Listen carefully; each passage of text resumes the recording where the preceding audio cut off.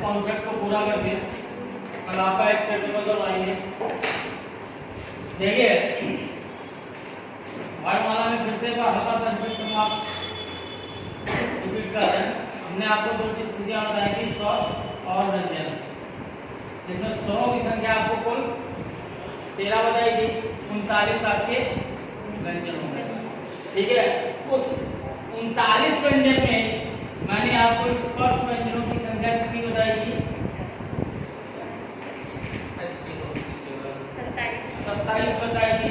यानी 25 प्लस 2 अतिरिक्त व्यंजन हो गए और उन 2 अतिरिक्त व्यंजन को द्विगुण व्यंजन के नाम से भी जानते हैं। ठीक है सर, इतनी स्थितियां हो गई थी। नोट मत करिए मैम, सुनते रहिए बस। अब यहां से टेट के लिए मैं आपको दो स्वर में 2 चीजें छुपी हुई हैं वो बताना चाहता हूं। जो मैंने अयोग वाक बताए थे, 2 स्वर अयोग वाक के रूप में जानते हैं, जिसके कारण उनको मूलता से घटा दिया जाता है और स्वरों की संख्या 11 हो जाती है। वो जो अयोग वाक है सर, वो क्या थे?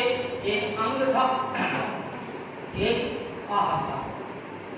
एक आपके टेट ने, आपके आयोग ने इसको पूछा है कि जो अंग है इसको किस और नाम से जानते हैं? ये जो अंग है, यहाँ पर आप लोग हो सकता है किसी विद्यालय स्कूल में पढ़ाया हो या नॉलेज हो, इस अंग को किस और नाम से जानते हैं? ये बोल अनुनासिक, अनुस्वार, अनुस्वार, और जिसको शॉर्ट फॉर्म में आप चंद्र बिंदु कहते हैं। क्या कहते हैं? चंद्र बिंदु। जैसे मान लीजिए लिखते हैं आंख, तो इसी तरीके से तो लिखते हैं। तो ये जो होता है ये अनुस्वार कहलाता है, जिसको दूसरे शब्दों में हम चंद्र बिंदु के नाम से जानते हैं। ठीक है, उसके बाद अगर हम इस आ की बात करें, इसको विसर्ग से संबोधित करते हैं। किससे करते हैं सर? विसर्ग से संबोधित करते हैं, क्योंकि जैसे किसी शब्द के साथ जब ये लग जाता है तो ये क्या कहलाती हैं? ये विसर्गे जो कहलाती हैं। जब संस्कृत में पढ़ाएंगे तो आपको बताएंगे। तो यानी कहने का मतलब है 2 अयोग वर्णों का अपना अलग अलग महत्व बताया गया है।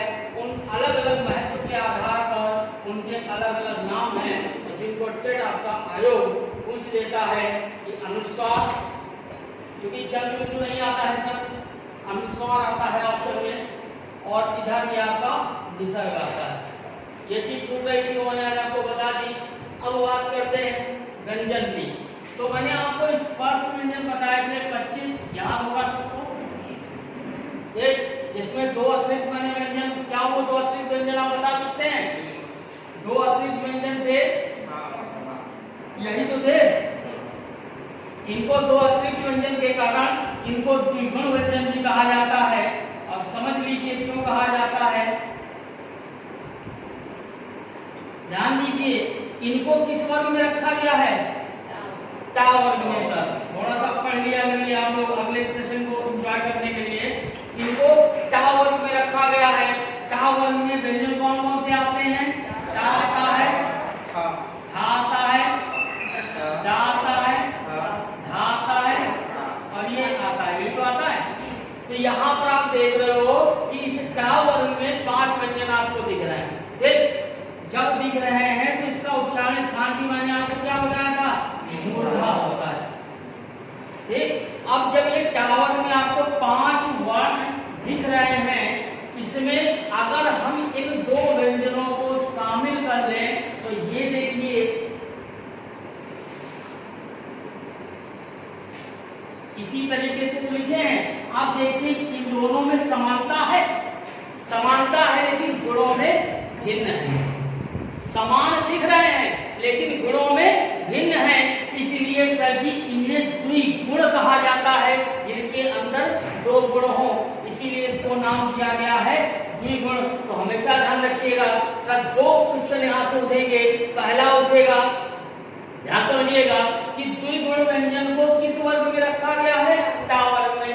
टा वर्ग में व्यंजनों की संख्या कुल 7। ठीक, इसका उच्चारण स्थान मूर्धा। उसके बाद द्विगुण व्यंजन वो कौन से हैं?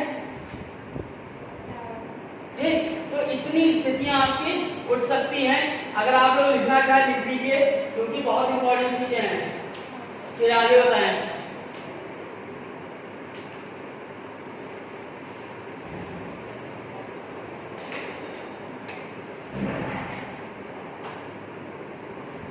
ये सुबह के बाद मालूम नहीं बताया।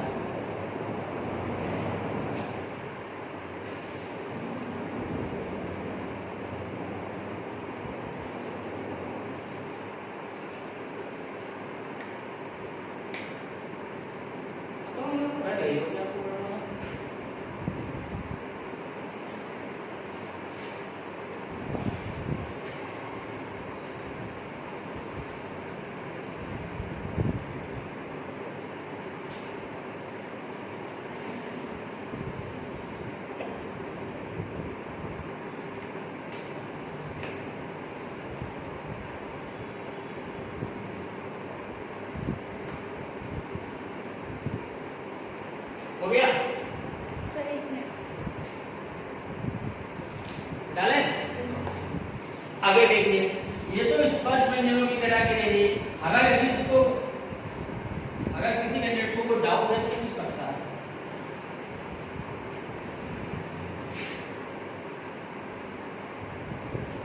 ये काम किया करिए आप लोग, यहाँ पर मेरे अध्याय को सुना करिए और घर पे उसी को नोट्स बनाया करिए। तो यहाँ से दो फायदे होंगे। अगर आपको मेरी बात स्टार्टिंग से समझ में आ जाएगी, नोट्स अपने आप तैयार हो जाएगा और इसी बहाने आपकी सर्टिफिकेट प्रिपरेशन हो जाएगी। स्पर्श और स्पर्श वाला पूछ रहा था सर, जो इससे पहले संडे पढ़ा था उन्होंने पढ़ा था कि स्पर्श में जो है वो 20 होती है, 20 संख्या, उसमें 4 वर्ग को नहीं लिया जाता। सर स्पर्श में जो है वो 4 वर्ग को ऐड किया जाता है। अब मैं बता रहा हूँ। चलिए, आपने कौन सा बढ़िया छेड़ा। ये आपको स्पर्शी व्यंजन क्लियर। अब आगे देखते हैं। देखिए, आगे बात करते हैं पहले संयुक्त व्यंजन की।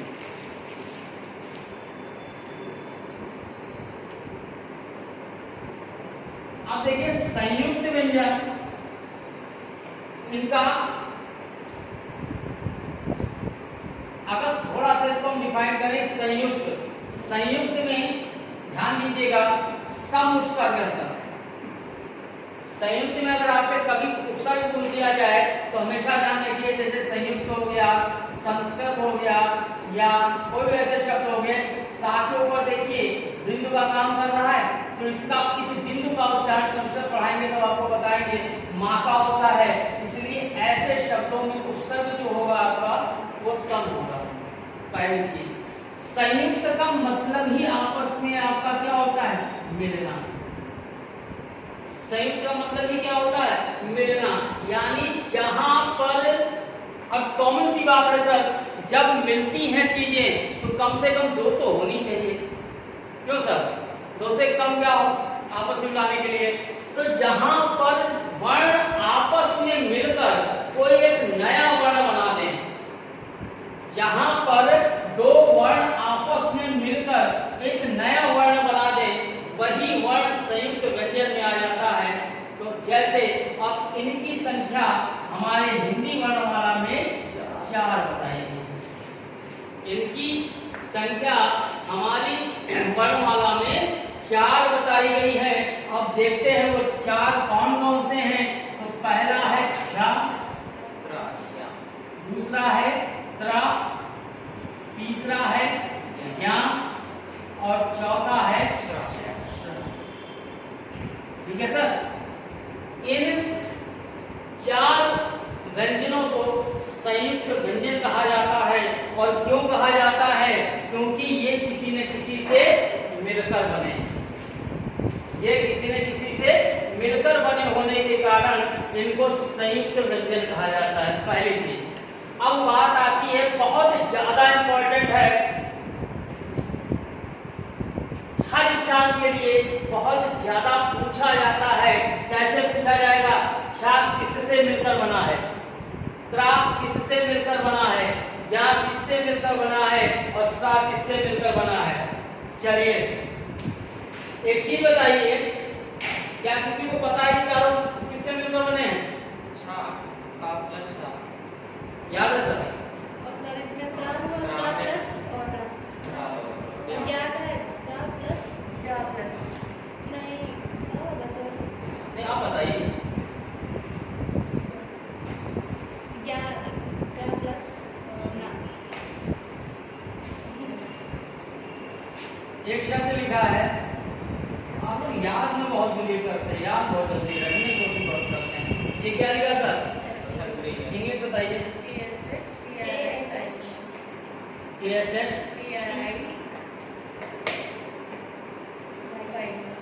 यही तो।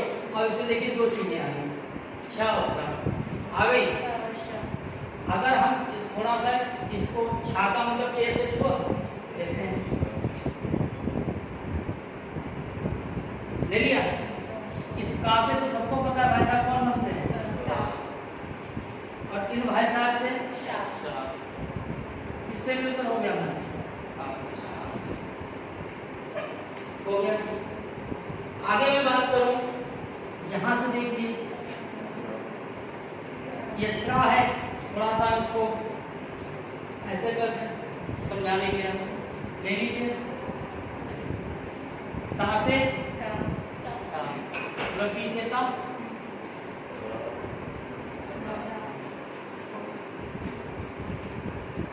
श्रीमान श्रीमती लिखती हैं, ऐसा से रा से। ठीक है सर? अब बात आती है, यही सबसे ज्यादा पूछा जाता है, इसकी इंग्लिश समझाना बड़ा मुश्किल है। ज्ञानी लिखते हैं, आप गा में कंफ्यूज हो रही थी, अगर मैं उस समय आपको आंसर दे देता तो शायद मजा नहीं आती। ज्ञानी की स्पेलिंग मैम इंग्लिश कमजोर है मेरी, थोड़ा सा ध्यान दीजिएगा, क्या सही लिखा हूं? ऐसे लिखा जाता है। अब देखिए इस जी का मतलब मैम क्या हो गया, ठीक, तुरंत अलग मार दीजिए। उसके बाद इसका मैम मतलब तो समझती है न, तो यहाँ पे ना का थोड़ा विवाद है, बस इसको था ऐसे ध्यान रखिए।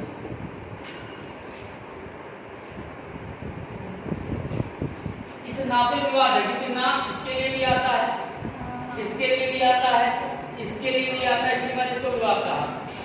बस इसमें इतनी चीज आपको है, चाहे इसको समझ लीजिए, दिमाग में सेटअप करना है, लर्न करना है, बाकी मैंने आपका सब क्लियर कर दिया। इससे आज तक तो ना ही पढ़ते थे, मतलब इससे या कोई भी मतलब इस पे नहीं, पढ़ने की बात नहीं कर रहा हूँ, यहाँ पर यन का उच्चारण वहाँ पे क्या होगा ये मैं समझाने की कोशिश कर रहा हूँ, क्योंकि ये यन जो है पार्टिकुलर इन 3 वर्णों के लिए यूज किया जाता है। अब इन 3 वर्णों में कौन सा होगा, ये नहीं होगा, ये नहीं होगा, ये भाई साहब होंगे, और का नहीं आप जो बता रही थी नहीं, देखो क्या मैं लिख दिया, किसी टोका भी नहीं भाई, यहाँ पे मैम जा होता है, ठीक है? मैं समझाना कुछ और चाहता था लेकिन समझा कुछ और गया। Extremely sorry. मुझे सर इधर वाला आप समझा रहे हैं ना, ये कहाँ समझा? हाँ नहीं, वो मैं ये ज्ञानी स्पेलिंग जो मैंने लिखी थी कुछ और समझाने के लिए लिखी थी, लेकिन ये कुछ पता नहीं किस माइंड में लिख दिया है। अपनी गलती को एक्सेप्ट करता हुआ ये जो है आपका ज और न, ठीक है मैम? तो कहने का मतलब यहाँ से आप देखिए, एक चीज और आपको समझाना चाहता हूँ, आप लोगों ने किसी ने नहीं पूछा,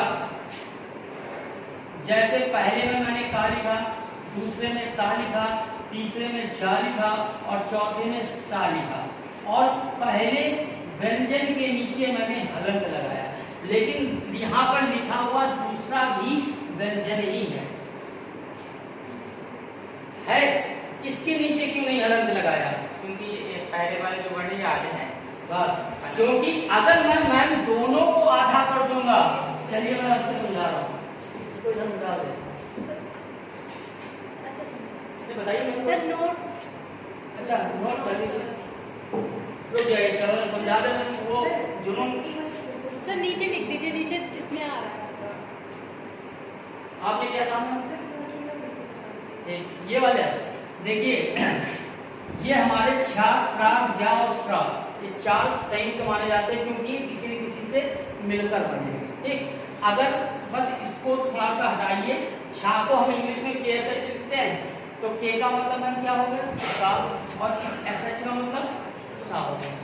अगर त्रा की बात करें तो इंग्लिश में टी आर ए लिखते हैं, इस टी का मतलब मैम ता, आर का मतलब रा। ठीक है, उसके बाद इस सा का तो आप जानते हैं श्री लिखते हैं वैसे भी लोग, तो इस एस एच का मतलब सा और आर का मतलब, ठीक है। हाँ, तो मैं समझाने जा रहा था, अगर मान लीजिए मैं इस का के नीचे ना पहले वर्ण में हलंत ना लगाकर मैं दूसरे वर्ण में लगा सकता हूँ। ठीक,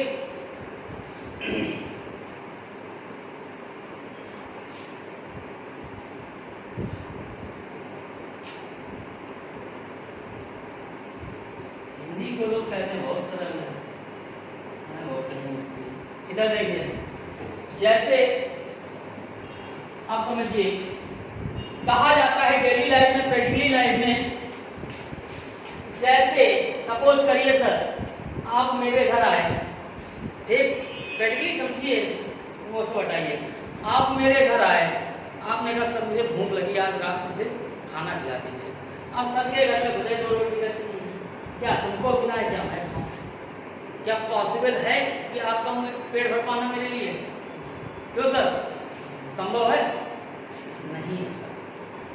अगर मेरे घर में एक कमरा है और 10 लोग आ जाएं, कहते भैया आशीष आज अब रात आपके यहाँ रुकना है, क्या मेरी क्षमता है आपको रोक सके? तो यार गुरुजी एक चीज बताओ, जब कोई भी अक्षर, समझ लीजिए, कोई भी अक्षर अगर मान लीजिए, और मैं आपको क्लियर करता हूं,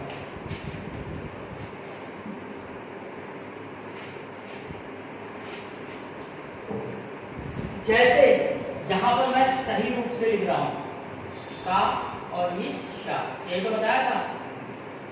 जब तक पूरा नहीं, ये तो है। अब देखिए, अगर कोई चीज पूरी है सर, अगर कोई चीज पूरी है तो उसमें अगर हम आधे को निकाल दें तो क्या उसका अस्तित्व रह जाएगा? नहीं रह जाएगा। और अगर कोई चीज आधी है उसमें हम पूरा मिला दें तो उसका एक नया अस्तित्व बन जाएगा। नहीं समझे सर? जैसे आधा टब पानी है सर और उसमें और पानी मिला दे तो पूरा टब हो गया, ज्यादा मजा आएगा। और आधे टब से अगर पानी और निकाल लो तो क्या कुछ टब में रह जाएगा? सेम वही कंडीशन है। इसलिए कहने का तात्पर्य है, अगर हम पहले वर्ण को आधा कर दें और दूसरा पूरा वर्ण इसमें मिला दें तो ये दूसरा जो पूरा वर्ण आता है ये इसका समावेशित भाग कहलाता है। तभी आप लिखते हो के एस एच ए, क्योंकि के आधा है, के आधा है, इसीलिए इसके साथ स्वर को नहीं लगाते हैं। और ये सा पूरा है, इसीलिए इसके साथ स्वर को जोड़ देते हैं। कभी आपने ध्यान दिया होगा, जैसे मान लीजिए हमें लिखना है नगमा, इंग्लिश लिखिए तो एन पूरा है, ना पूरा है, इसलिए इसके साथ हम स्वर एन लगा देते हैं। लेकिन गा आधा है, इसीलिए इसके साथ स्वर का यूज नहीं करते हैं और N A G M A लिख देते हैं। ये है लॉजिक इसके पीछे से। नहीं समझ में आया सर आपको? आ गया? कोई डाउट मैम? अब अब बताइए मैम, क्या बता रही थी? स्पर्शी व्यंजन, स्पर्शी व्यंजन में सर 20 होते हैं, उसमें से 4 वर्गों को नहीं जोड़ा जाता है। हाँ, और स्पर्श 25 होते हैं। स्पर्शी व्यंजन 25 होते हैं, स्पर्श व्यंजन 25 होते हैं। नहीं सर, स्पर्शी 20 होते हैं। स्पर्शी देखते हैं, स्पर्शी आपके 20 होते हैं, स्पर्श आपके 25 होते हैं। यानी 5 एक ग्रुप को नहीं जोड़ा जाता, 4 ग्रुप को जोड़ा जाता है। चार वर्गों को नहीं, 4 को नहीं जोड़ा जाता है। मिलते में बना के नहीं सर, सर ने पढ़ाया। सर इसमें कुछ वर्ड फारसी होते वो तो नहीं हटाया जाएगा? जाफा तो सर स्पर्श में है जिन व्यंजनों का उच्चारण करते समय वायु का टकराव कंठ तालु मूर्धा दंत ओष्ठ को स्पर्श करते हुए निकले तो सर वो स्पर्श हो गया। और सर स्पर्शी का 20 है उसको 4 वर्ग को हटा देंगे। यहाँ से जो मुकेश सर करा थे इन्होंने पढ़ा याद नहीं कहा मैंने समझ नोट कर लीजिए वहां से। हाँ सर हो गया।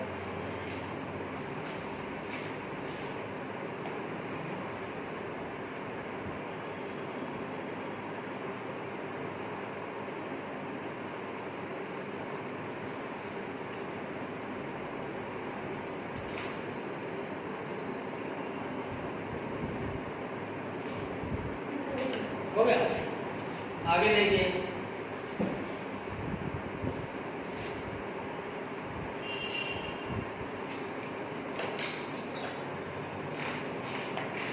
संयुक्त हो गया। अब देखिए ऊष्म व्यंजन।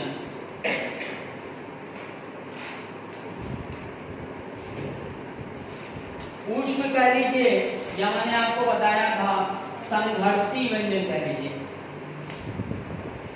और एग्जाम आपका संघर्षी अब ज्यादा पूछने लगा है। ऊष्म का यूज कम करता है, संघर्षी का यूज ज्यादा करता है। अब ध्यान दीजिए ऊष्म व्यंजन और संघर्षी व्यंजन दोनों हमेशा पहले तो यही ध्यान रखिए दोनों एक ही चीज होती है। क्यों इनको ऊष्म या संघर्षी व्यंजन कहा जाता है? क्योंकि इन व्यंजन को उच्चारण करते समय हमें ज्यादा वायु की आवश्यकता होती है, इसलिए इनको ऊष्म या संघर्षी कहा जाता है। देख कभी किसी ने सोचा नहीं होगा कि ये दिन देखना पड़ेगा। क्या देखिए ये सर मैं तो कभी उच्चारण नहीं कर पाया इनका। इनको उच्चारण करने में शुद्ध देहाती भाषा में बोलूं हरदोई की मुंह का धुआं निकल आता है और कोई सटीक उच्चारण नहीं कर पाता सर, इसलिए इनको ऊष्म के रूप में जानते हैं। संघर्ष इसलिए संघर्ष क्यों नाम देना पड़ा? एक ही चीज को मुझे अलग अलग तरीकों से उच्चारित करना है और इसलिए हमको संघर्ष करना है और इसीलिए इनको संघर्षी व्यंजन कहा जाता है। इसके बीच लॉजिक ये है इनको नाम देने का संघर्षी क्यों दिया गया है या ऊष्म इसलिए दिया गया क्योंकि उनको उच्चारण करने जब भी हम करते हैं तो हमें अत्यधिक वायु की आवश्यकता होती है, इसलिए ऊष्म कहे। और संघर्ष इसलिए कहे गए क्योंकि एक ही चीजें उनको अलग अलग उच्चारित करना है, सटीक करना है, इनके बीच में हमें एक संघर्ष देखना है, इसलिए संघर्षी कहा गया। यहाँ पर बैठा कोई कैंडिडेट का ठीक उच्चारण करके बता दीजिए। मैं तो आज तक कभी नहीं कर पाया, मैं झूठ बोलता नहीं हूँ। पढ़ा सकता हूँ लेकिन आप हमसे अपेक्षा करिए मैं इनका उच्चारण करके दिखा दूं तो नहीं कर पाऊंगा। ऐसा थोड़ी नहीं कि मैं नहीं कर पाऊंगा आप नहीं कर पाएंगे, आप कर सकते हैं। करिए सर। शा शा ता तीनों में क्या अंतर लगा उसको?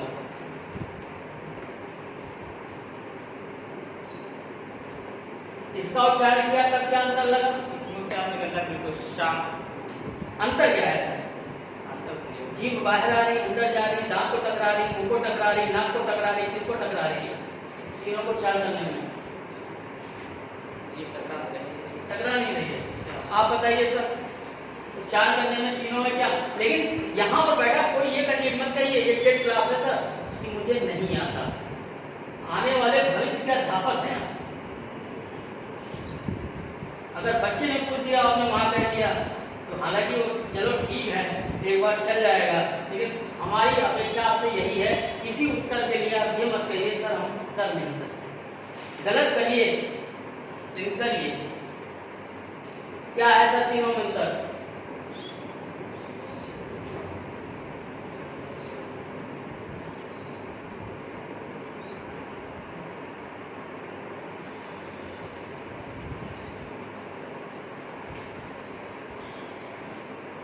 सोचिए कभी सोचा था आप लोगों ने कि इस स्टेज पे आके रुकना पड़ेगा?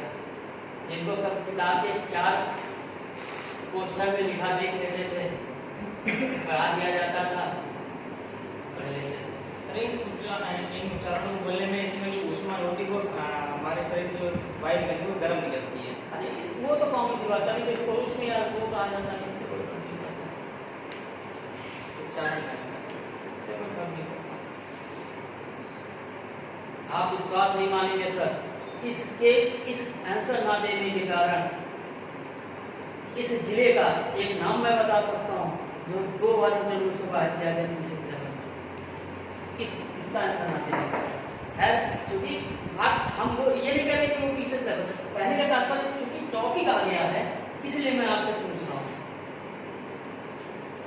देखने में सर बहुत छोटी चीज है और मेरी समझ से फर्स्ट या सेकंड से शुरू हो जाती है। आज हम लोगों का लेवल क्या है सोचिए, आप बताइए मैम। आप तो पहले हथियार डाल दिए ये वाला और सर हम मेरे हिसाब से जो मैम करोड़पति में एक बार आपने कह दिया नहीं आता, फिर अमिताभ बच्चन दूसरा मौका नहीं देते हैं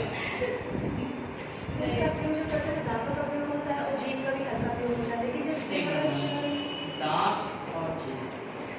हाँ ठीक मैम, इसमें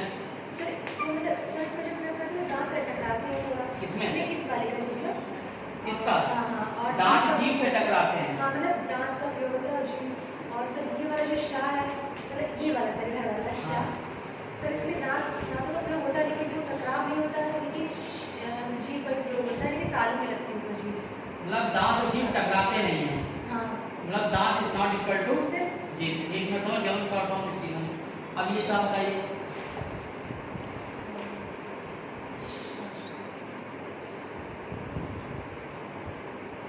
सर, इसमें भी जीभ का प्रयोग होता है। इसमें भी जीभ टकराती है। नहीं सर, जीभ का तालु में मतलब छूती है जीभ तालु में। तालु जीभ छूना।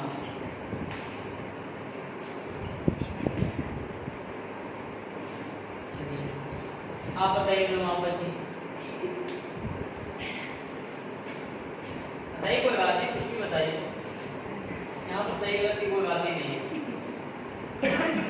देखिए अपनी अपनी सोच रखिए। जो साह है थोड़ा सा जो बात है तो इसको सर जब बोलते हैं तो इसको सर बोलने के लिए जो है ताकत अंदर की तरफ सर लगती है, इसको सा जो है वो अंदर की तरफ जाएगी। और सर जो फर्स्ट नंबर पे है उसको जो इसमें ताकत ज्यादा लगती है। नहीं सर, इसमें सर ताकत लगती है लेकिन वो सर अंदर की तरफ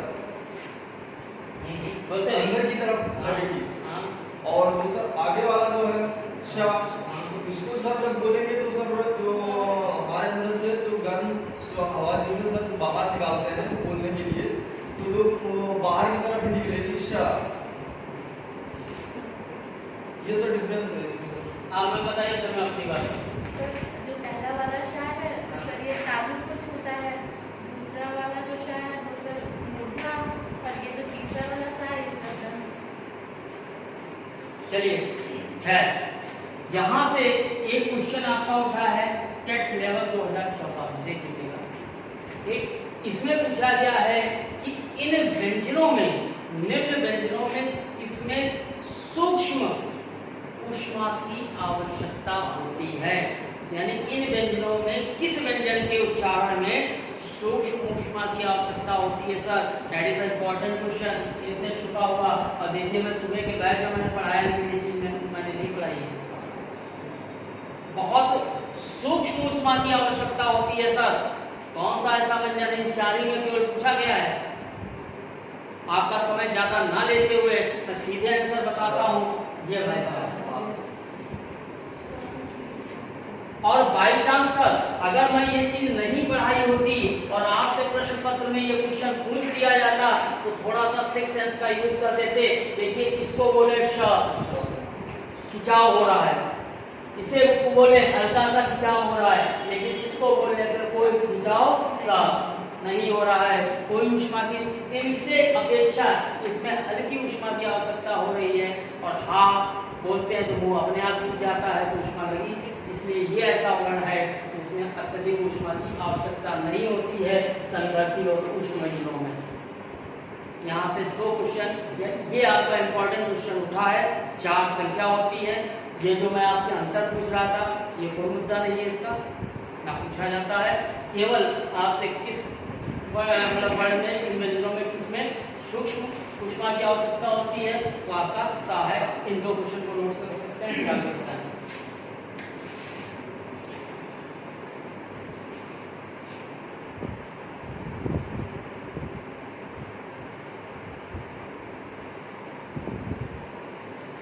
लेकिन आंसर किसी ने इसका सटीक नहीं दे पाया। तीनों के 4 स्थान पर। चलिए आप लोग घर से पता करिएगा, हो सकता घर में कितना काम कर रहा है। सर इसका अंतर, इनके अंतर, हाँ मैम इसके अंतर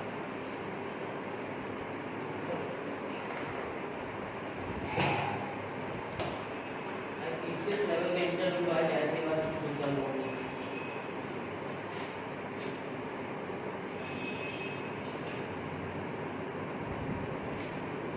अब आपका लास्ट टॉपिक बचा है अंतस्थ व्यंजन।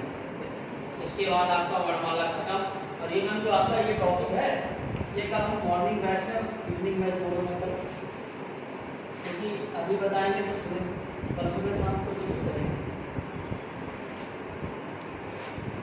बिठा लो मैम।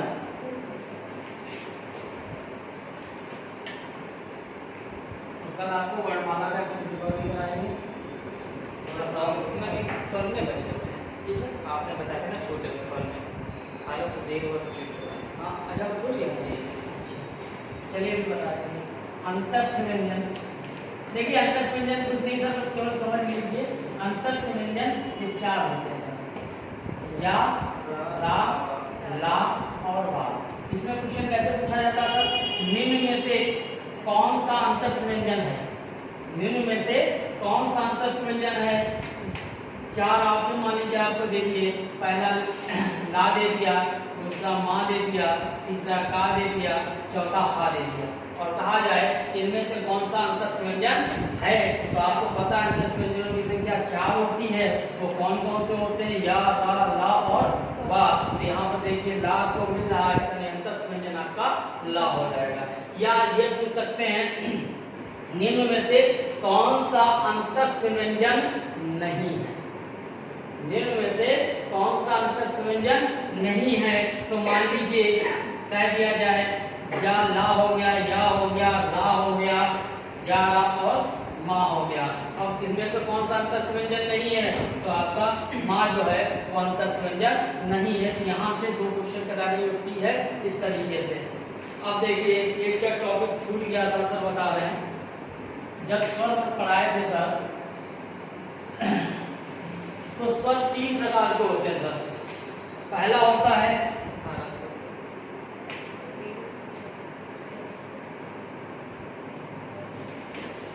ह्रस्व स्वर, दूसरा होता है दीर्घ स्वर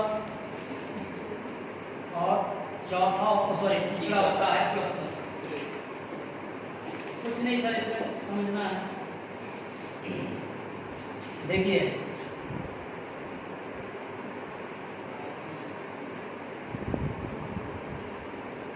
ये लिखा है, एक मैं ये लिख दूं, समझ लीजिए, समझ में आ जाएगा तो बड़ा आसान हो जाएगा। और मैं ये लिख दूं,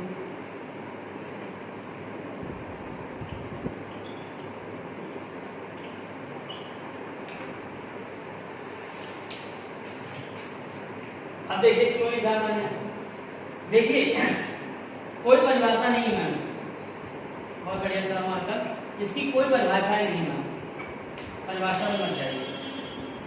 केवल आप इसको बोलिए मैम क्या लिखा है, प्यार से बोलिए मैम। ठीक, इसको बोलिए। क्या दोनों में कोई अंतर दिख रहा है आपको, क्या दिख रहा है? हाँ कोई लंबाई मीटर पैमाने में क्या नहीं है आपके, आप बड़े छोटे हैं मतलब पढ़ने में सर, कहने का मतलब आप बता नहीं पा रही है। देखिए इसकी अपेक्षा इन स्वर को उच्चारण करने में हमें कम समय लग रहा। आ लगा सर, आ में ज्यादा लगा, अ में कम लगा। ठीक, ई कम लगा, ई ज्यादा लगा, ऊ कम लगा, ऊ ज्यादा लगा। अब इन दोनों की अपेक्षा इसको बोल के दिखाइए। ऐसे नहीं बोला जाता है, ओम ऐसे तो बोला जाता है, ओम नमः शिवाय। तो इन दोनों की अपेक्षा आप क्या देख रही हैं, इनमें उच्चारण करने में ज्यादा समय लग रहा है। तो ऐसी स्थिति प्लुत स्वर की कहलाती है। आपसे बस इसमें पूछा क्या जाता है, जैसे एक एग्जाम्पल दे दिया जाएगा, हे राम कौन सा स्वर है, तो आप तुरंत बता देंगे प्लुत स्वर है। अगर आपसे पूछा जाए इस बड़े आ को किस स्वर की कैटेगरी में रखा गया है, तो दीर्घ स्वर में रखा गया है। ठीक, एक अच्छा क्वेश्चन बताइए, नहीं पढ़ाया है अभी तक मैंने, बिटालेंगे नहीं मैं, अभी तक मैंने क्वेश्चन नहीं पढ़ाया है। निम्न में से किस स्वर का महत्व नहीं होता है? 13 स्वरों में किस स्वर का महत्व नहीं होता है? 13 स्वरों में री हो गया, लेकिन री मात्रा के आधार पर था सर, बात को आप भूल जाते हैं। अगर मैं कहता मात्रा के आधार पर किस स्वर का महत्व नहीं होता है, अंग आधार वो वाले। देखिए सर, मैं क्या समझाना चाहता हूँ, जैसे ये छोटा जो है सर, छोटा क्या किसी मात्रा के साथ लगता है? नहीं, छिपा हुआ होता है, क्षुब्ध होता है सर। जैसे कोई भी अगर हम लिखते हैं का, तो बड़ा, कोई भी आप उच्चारण लीजिए, बड़ा से स्टार्ट होता है। ये इसीलिए इसको एक नाम दिया गया है सर। देखिए थोड़ा सा यही है, क्षिप्त स्वर, ध्यान रखिएगा सर, क्षिप्त स्वर के रूप में इसको जाना जाता है नहीं जी सर? इसको क्षिप्त स्वर के रूप में जाना जाता है। और यहाँ से सर मैम 2 से 3 चीजें ऐसी आई हैं जिसको मैंने अभी आपसे जिक्र किया है, बहुत इंपॉर्टेंट चीजें हैं कि इस स्वर को क्षिप्त स्वर के रूप में जाना जाता है। ठीक है मैम, तो लगभग यहाँ से आपकी वर्णमाला कंप्लीट हो गई है। कल ये जो मैम ने ये टॉपिक हमें बताया है, कल मैं आपको इसको जिक्र करूंगा। अच्छा, इसमें भी हुआ नहीं ना? अरे तो मैम अभी बचा है सर आप लोगों को। ठीक, अल्प प्राण, महाप्राण, अघोष, घोष, द्वितीय व्यंजन, कुछ कैटेगरियां बची हैं। ठीक, और ये 7 में मैंने जो जोड़ दी है, इसका मतलब कि 2 दिन चलेगा, नहीं 2 दिन चलेगा तो कल तो चलेगा सर, परसों आपको हम सेट पेपर कराएंगे। और 3 दिन आपका याद रखिए हिंदी का क्लास चलेगा, 3 दिन आपका संस्कृत का क्लास चलेगा। Monday Tuesday Wednesday Hindi, Thursday Friday Saturday आपकी संस्कृत चलेगी। यानी इस टर्म तक मैं आपका वर्णमाला खत्म कर दूंगा। ठीक है, बाकी फिर कल बात करते हैं। सर आप अच्छा